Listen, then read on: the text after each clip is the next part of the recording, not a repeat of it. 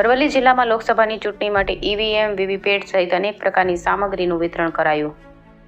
બપોર બાદ મતદાન મથકે પહોંચશે. અરવલ્લી જિલ્લામાં લોકસભાની ચૂંટણીનું મંગળવારના રોજ મતદાન થવાનું હોય 3 વિધાનસભાના ડિસ્પેચ સેન્ટરો પરથી મતદાર સ્ટાફને ઈવીએમ, વીવીપેટ સહિતની વસ્તુનું વિતરણ કરવામાં આવ્યું હતું અને સાંજ સુધીમાં તમામ સ્ટાફ પોતાના મતદાન મથકો ખાતે પહોંચી જશે.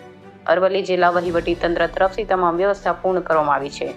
અરવલ્લી જિલ્લા પોલીસ દ્વારા તમામ તૈયારીઓ અને જરૂરી બંદોબસ્ત અને વ્યવસ્થા ગોઠવી દેવામાં આવી છે. ગુજરાતમાં આવતીકાલે યોજાનાર પ્રથમ તબક્કાની ચૂંટણીને લઈને તંત્ર સજ્જ છે, ત્યારે અરવલ્લી જિલ્લામાં પણ મતદાનને લઈને તૈયારીઓ પૂર્ણ કરવામાં આવી છે. અરવલ્લીમાં જિલ્લા ચૂંટણી અધિકારી સહિતના અન્ય અધિકારીઓની ઉપસ્થિતિમાં 3 વિધાનસભાઓમાં ઈવીએમ ડિસ્પેચિંગની કામગીરી હાથ ધરવામાં આવી હતી. 32 ઝોનલ ઓફિસર અને 32 આસિસ્ટન્ટ ઝોનલ ઓફિસરની નિમણૂક કરવામાં આવી છે અને સંવેદનશીલ મતદાન મથકો પર ચુસ્ત સુરક્ષા બંદોબસ્ત ગોઠવી દેવાય છે.